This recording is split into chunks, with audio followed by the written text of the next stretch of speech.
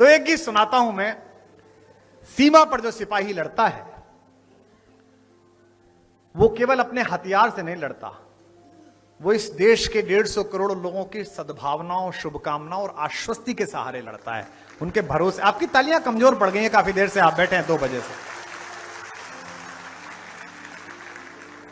तो मैं एक गीत आपको सुनाता हूं जो सीमा पे सिपाही लड़ता है, उसका गीत, कि वो कौन सिपाही होता है जो मेरे और आपके लिए चुपचाप जाकर अपना प्राण दान कर देता है। और उस पर कई बार राजनीति जब मूर्खतापूर्ण टिप्पणी करती है तो गुस्सा भी आता है। कवि होने के नाते निवेदन कर रहा हूं, सुनिएगा।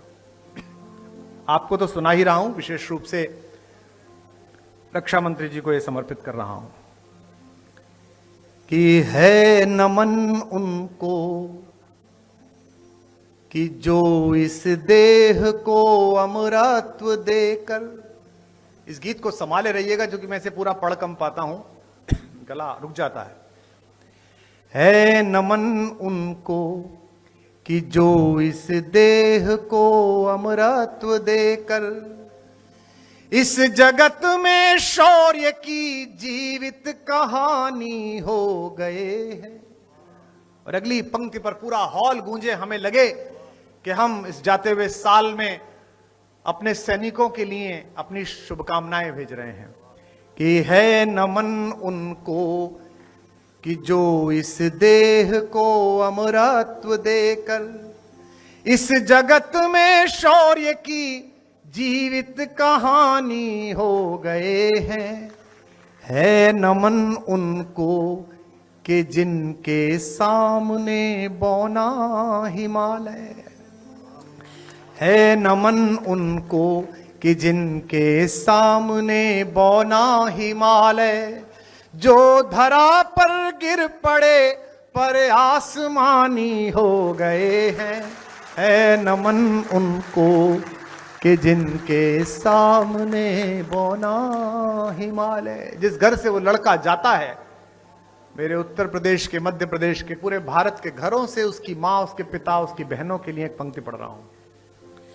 पिता जिसके रक्त ने उज्जवल किया कुलवंश माथा, मां वही जो दूध से इस देश की रज तोल आई। बहन जिसने सावनों में भर लिया पतझर स्वयं ही। ये एक पंक्ति भगवती ने मुझे दी है, आपको अच्छी लगे तो बताना। मैं मेरठ कमिश्नरी से आता हूं। हमारे यहां ऐसे ऐसे गांव है, सैदपुर जैसे, जहां हर घर से एक लड़का फौज में है, हर घर से एक लड़का फौज में है।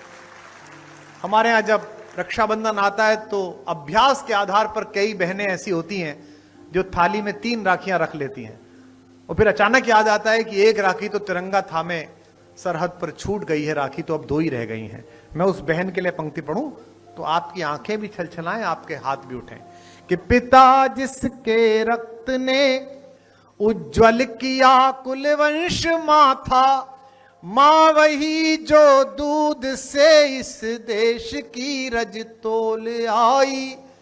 बहन जिसने सावनों में भर लिया पतझर स्वयं ही, हाथ ना उलझे कलाई से जो राखी खोल लाई। बेटियां जो लोरियों में भी प्रभाती सुन रही थी। पुलवामा के बाद आजमगढ़ के एक लड़के का, एक सैनिक का शवदाह हमने देखा टीवी पर, जिसमें उसकी 6 साल की बच्ची अपने पिता के शव को सल्यूट कर रही थी। मैं उस बिटिया का चित्र बना रहा हूं एक पंक्ति से, एक भी हाथ खामोश ना हो उस बिटिया को प्रणाम करने के लिए अपनी तालियों में। बेटियां जो लोरियों में भी प्रभाती सुन रही थी, पिता तुम पर गर्व है चुपचाप जाकर बोले आई।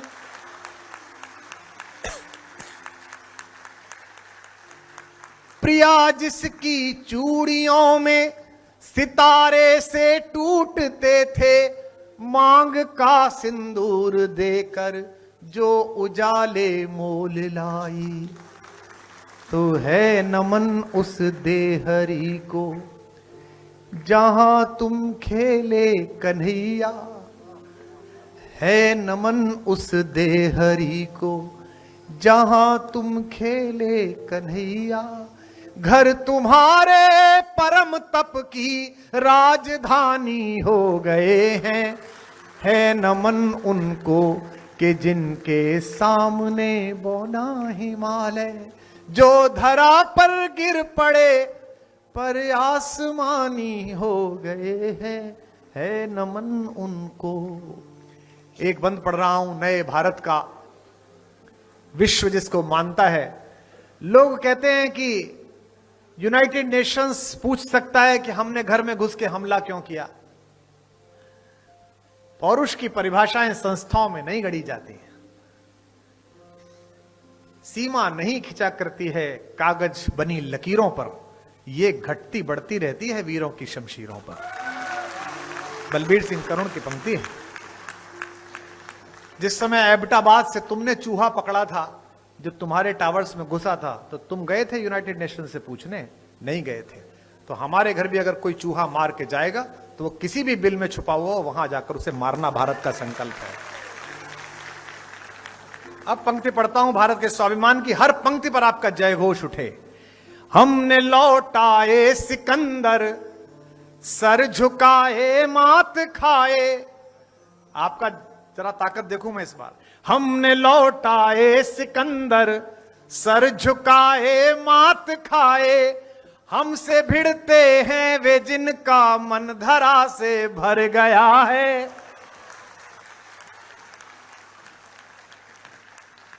जय घोष थोड़ा कम था, अगली पंक्ति पर बताना। हमने लौटाए सिकंदर। जब पुलवामा में थोड़ा तनाव बढ़ा तो वहां की एक पूर्व विदेश मंत्री हैं, ईश्वर की कृपा से बहुत सुंदर हैं। उसमें क्या है, मैंने अल्लाह के कारण थोड़ी कहा, ईश्वर के कारण कहा। तो उन्होंने लिख दिया ट्विटर पर कि जंग हुई तो मैं भी लड़ने जाऊंगी, मेरे नाना जी भी फौज में थे। मैंने एक छोटी सी बात पूछी थी, उसमें नाराज हो गई। मैंने उनसे पूछा था आपके नाना जी ढाका में पोस्टेड तो नहीं थे? हमने लौटाए सिकंदर, सर झुकाए मात खाए। हमसे भिड़ते हैं वे जिनका मन धरा से भर गया है। और अगली पंक्ति पर रक्षा मंत्री जी को बताना कि देश क्या सोच रहा है। जो आप सोचते हैं वो इन्हें करना पड़ता है, इसलिए कह रहा हूं। नर्क में तुम पूछना अपने बुजुर्गों से कभी भी, उनके माथे पर हमारी ठोकरों का ही बयां है।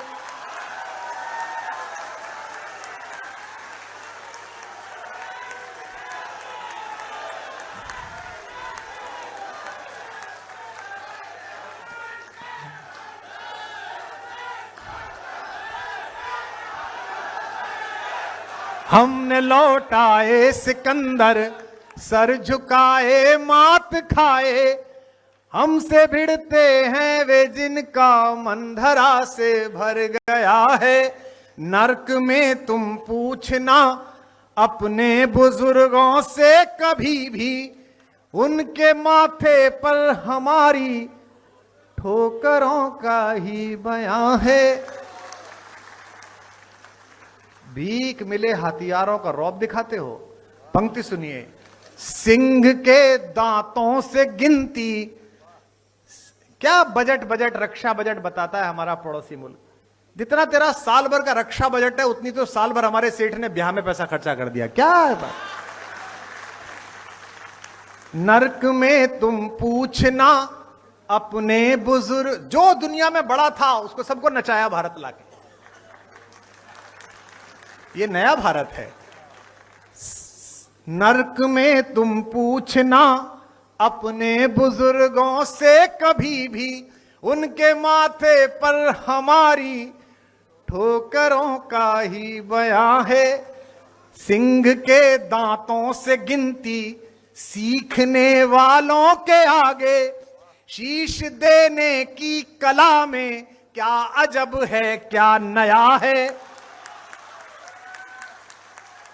और अगली पंक्ति पर इतना जयघोष हो कि जो मुख्यमंत्री जी ने कहा जगह छोटी है, अगली बार ये बड़े में कराना पड़े, इतना जयघोष अगली पंक्ति पर हो। सिंह के दांतों से गिनती सीखने वालों के आगे, शीश देने की कला में क्या अजब है, क्या नया है, जूझना यमराज से आदत पुरानी है हमारी, उत्तरों की खोज में फिर एक अभिनंदन गया है।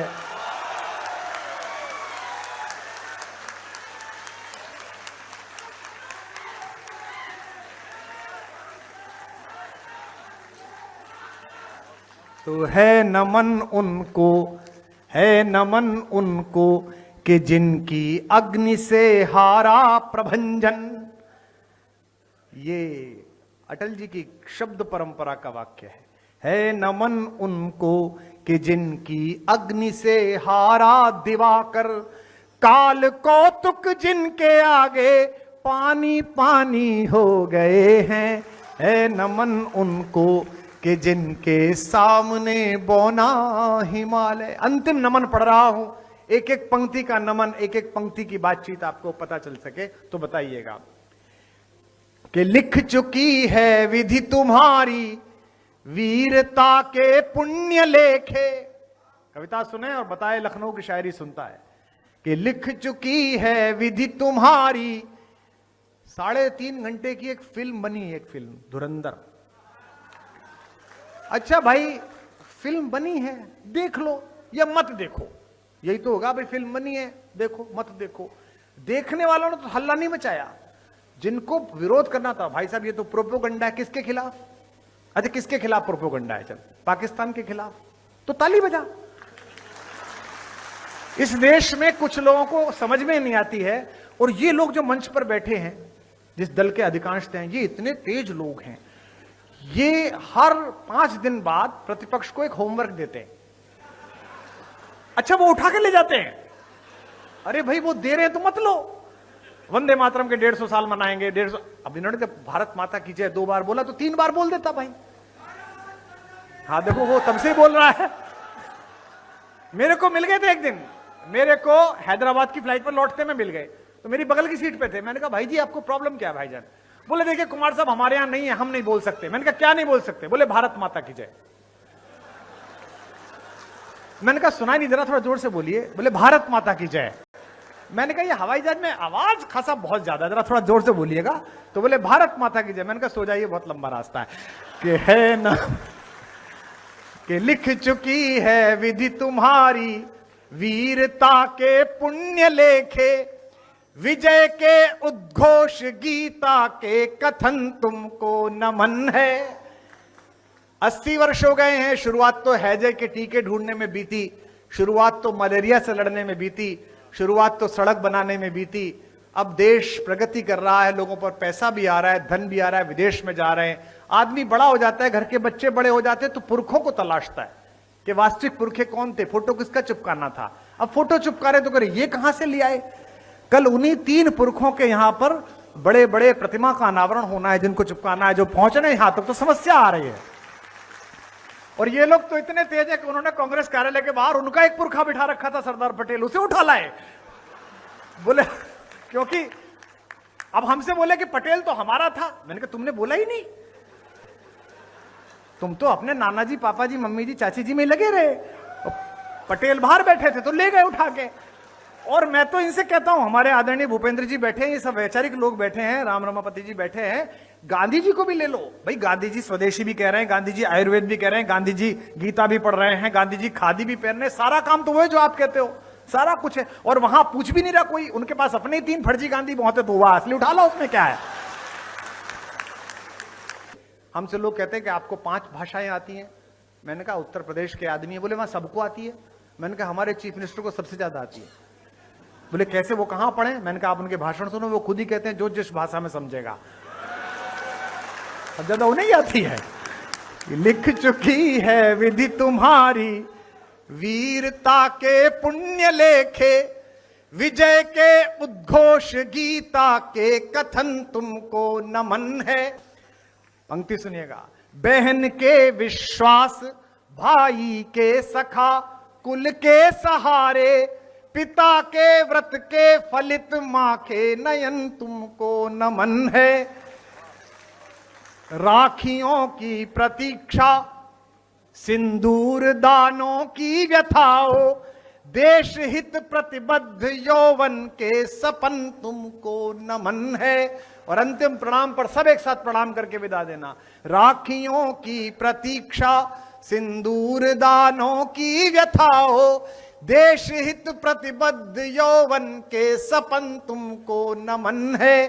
कंचनी तन चंदनी मन, आह आंसू प्यार सपने, राष्ट्र के हित कर गए सब कुछ हवन तुमको नमन है।